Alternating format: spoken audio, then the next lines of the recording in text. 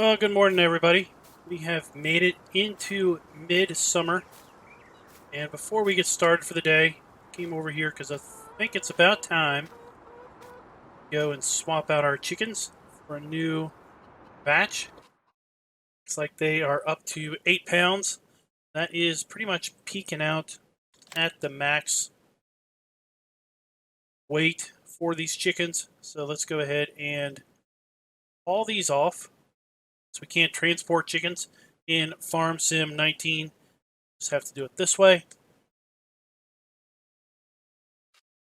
$750. Then we'll buy another batch of Cornish cross chickens. Basically buying little chicks, and we're growing them up until they're 8 pounds. We're sending them off to well, become your next favorite bucket meal. Go $636 later. Swapped out our chickens. And I have to say, the chickens are pretty easy money. They're not a lot of money, but they're pretty easy money. And so far, we've been able to raise 2 batches. It's summer, so we should be able to cycle through 4 batches a year. I'm doing my math right, and that would basically be, what, an additional $2,400 or so. Pretty easy money.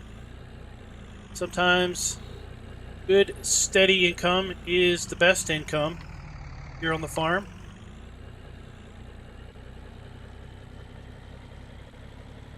I thought we'd take this opportunity to run into town for our first fields are ready to harvest and see about buying one of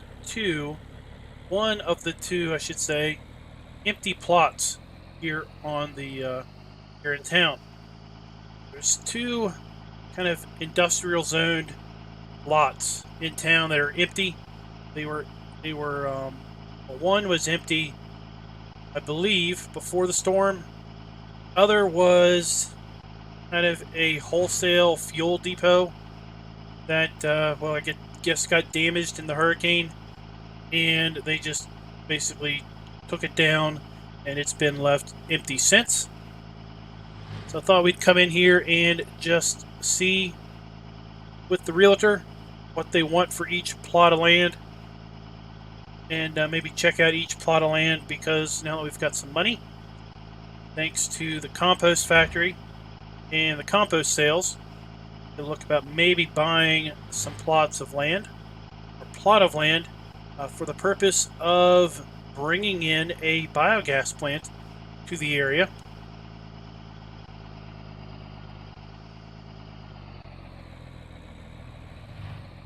Just have to see on that.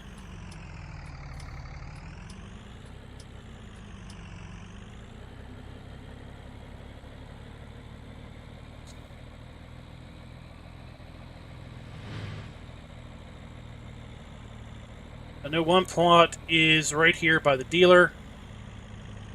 This is a pretty big plot. This is where the bulk or wholesale fuel depot used to be. It's like a double plot or a triple plot. It's all been combined together. And then there's a single plot right here, kind of between these 2 businesses.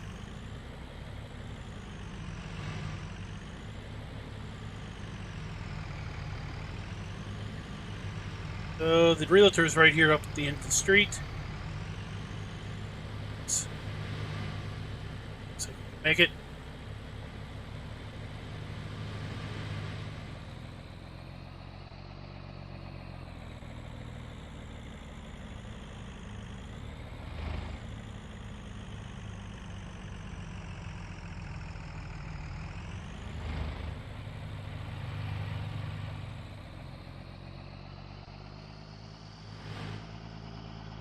There we go.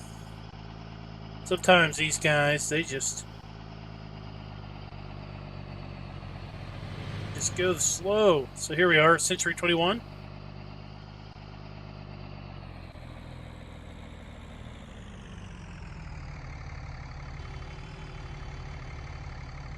pull on in here.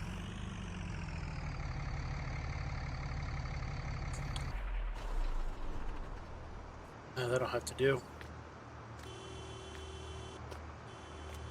Oh my. Might be a little bit of a fender bender out here. Let's go on in here and see what they have to say.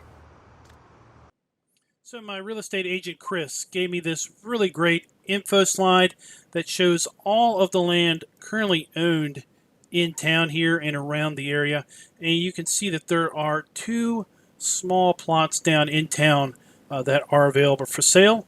Let's go ahead and see if we can't highlight one of those plots and see how much it costs. So the first plot there you can see highlighted in blue. Apparently it's 2.37 acres in size and has a cost of $172,674. We also have a few pictures and a little bit of a drone flyover to show you guys. So here we have a street view photograph, and then we're going to change over to a kind of an aerial side view. You can kind of see the plot that's available there. Pretty much it's a rectangle, and then here we have kind of just an aerial overview. And then this is some drone footage that Century 21 had available for us to take a look at.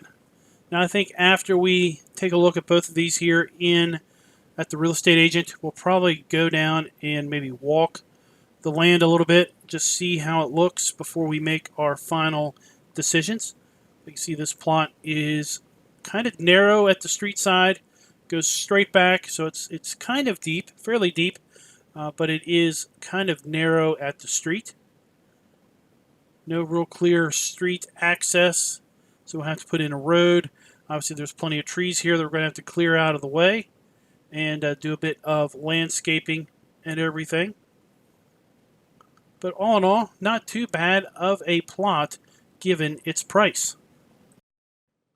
Now here we have the second plot of land. It is 5.66 acres in size and $412,218. So it is significantly bigger and a fair bit more expensive to boot. Let's take a look at some of those photos. So with this plot having a little bit bigger access to the street, there are a couple defined street entryways. You can see the aerial side view here. It's about 2.5 times bigger, I think, than the other plot that we looked at. And here is, once again, some aerial drone footage of this area. You can see that we've got a business on our left there. I believe that is the root crop business, and then we have the shop on our right. You can see we come back in here a fair bit of the ways, and then it kind of opens up without any trees. This area back here is where the bulk wholesale fuel location was. That's a big fuel tanks and a fuel pump back in here. That's probably why we don't have much tree growth back here yet.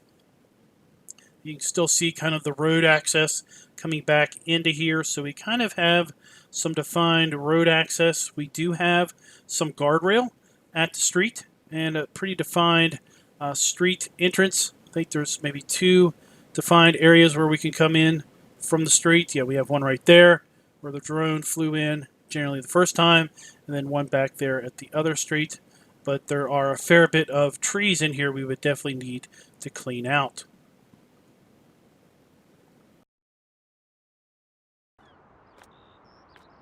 Man, that took a whole lot longer than I thought it would. I think Chris gets too many people to talk to him. Went in there, and that's all he could do was talk. We did get some information, of course. Got to see some nice aerial views of the plots, nice drone footage. We've got a general idea of what we're buying. But I told him I still wanted to get my good old eyeballs down here and just walk the land if it was okay, just to see maybe what our options were. They are 2 very interesting plots of land indeed. The smaller one, 2 1/3 acres, $170,000 to buy that one. Then the bigger plot, which was 5 2/3 acres, so about 2.5 times 2.5 times the size of the first one.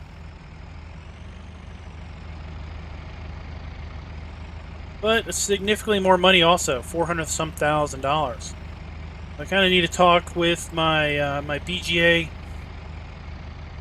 partners and get a good understanding as to how much size they're going to need for the operation, to know if we're going to be able to do the operation with either plots of land or if there might be one specific plot that might be is more desirable over the other. So here is that first plot. Truck running here.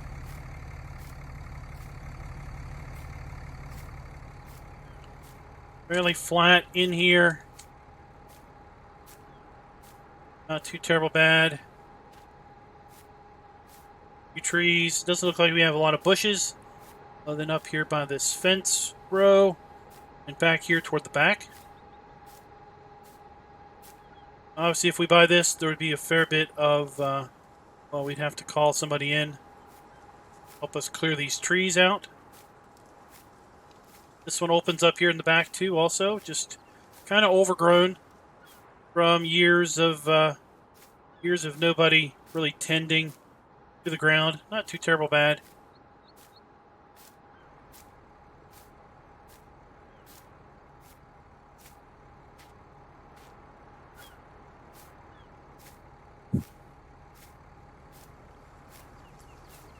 Again, we might have to think about how we might be securing this facility at night. Everything. I need to put in some fences through here. Maybe a gate. The utility pole we need to worry about. Alright, let's go check out our other one. Right down the street.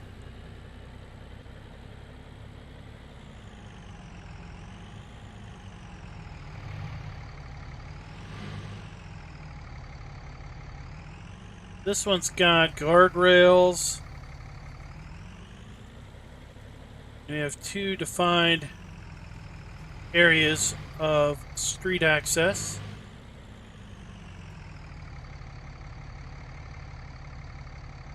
We have a bit of a road still here from back when this was a wholesale fuel dealer. Remember buying fuel from this place when we were first moved into the farm.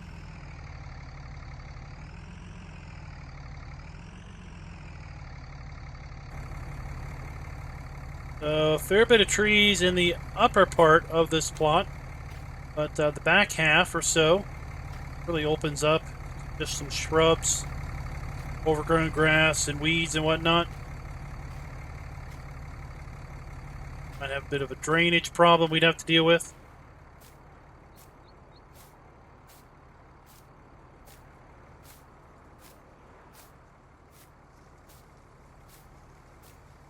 So yeah, we're going to have to talk to our business partners, figure out the size of the land that they're going to need for the operation.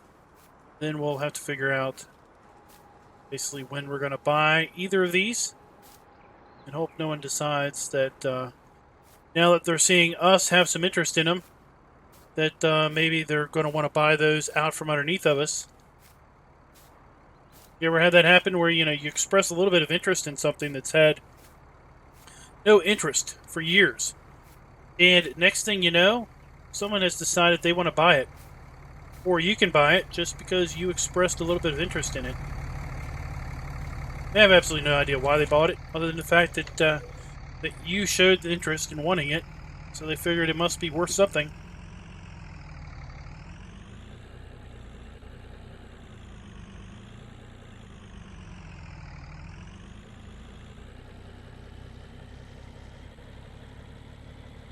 Alright, so I'll keep you guys updated as to what is going to happen here with this.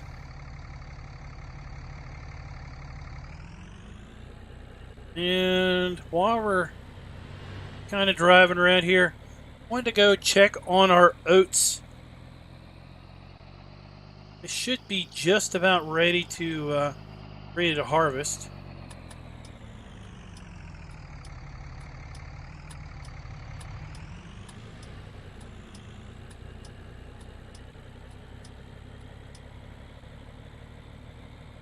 Soybeans coming in quite nice over here. Did harvest our grass down here. Went ahead and put that in the fermenting silo. Corn is coming along quite nice. All right, let's just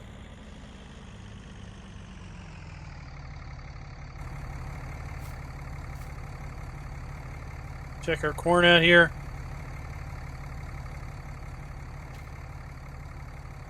Looks a little dry. I don't know why. We've had plenty of rain. We got rain predicted later today.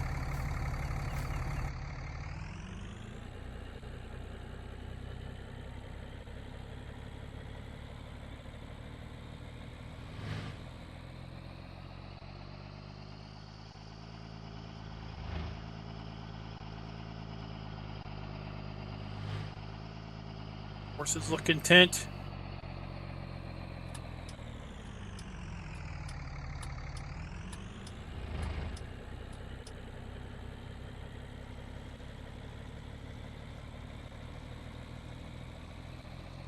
Or what he's got planted in there.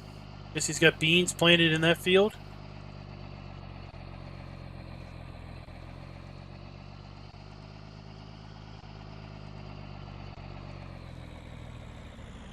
Here's our oats.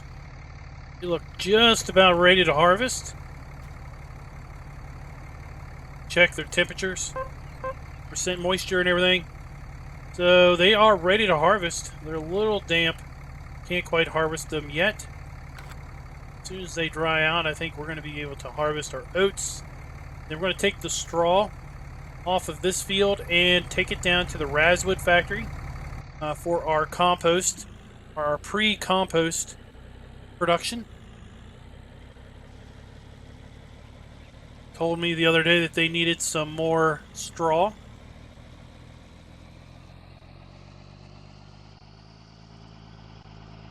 Let's go and check out our barley and our canola down here by the pigs.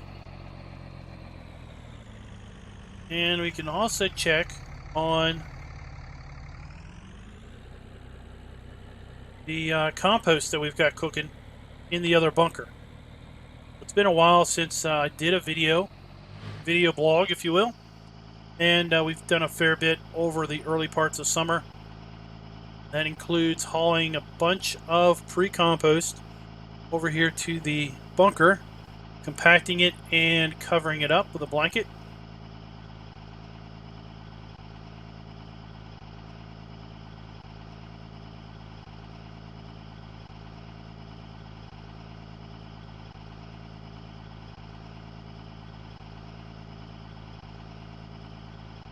And that is going to be one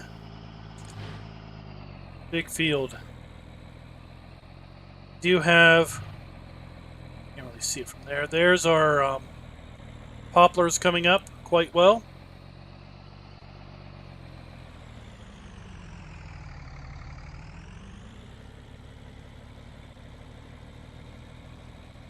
That'll be ready to chip sometime in probably early winter.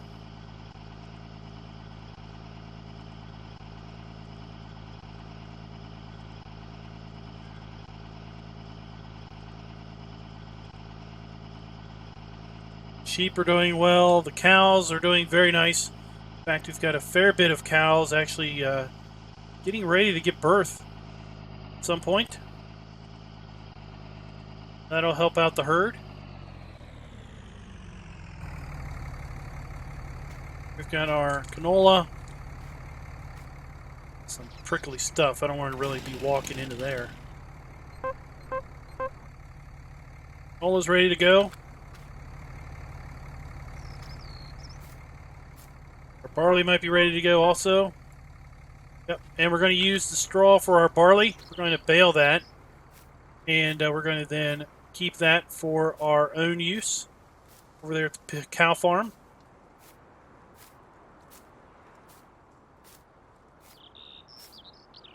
See how this other field is faring. Then we'll go back and check out the compost.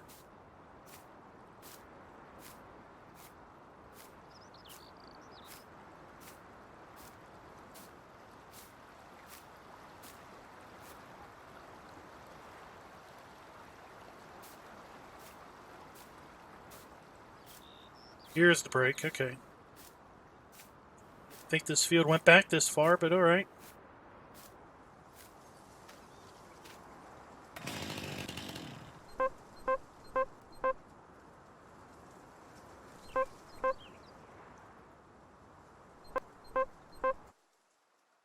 Yep, it's ready also.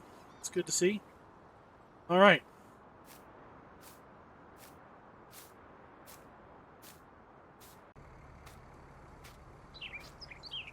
Here you can see our compost that we've got cooking here. A fair bit more than we had in the last bunker. 44% on that. So that'll probably be ready here in a few days. Then make another nice big sail. I'm going to go ahead and tend to our pigs while I'm down here. I want to thank you guys for watching. I know it's kind of a short update, but that's okay. Sometimes we have long videos, sometimes we have short little videos. So let me know in the comments, what do you think of the Emerald Coast 10-year play series? What do you think of our idea of bringing in a BGA here into Emerald Coast? And until next time, happy farming. Be sure to like, subscribe, and click that notification bell.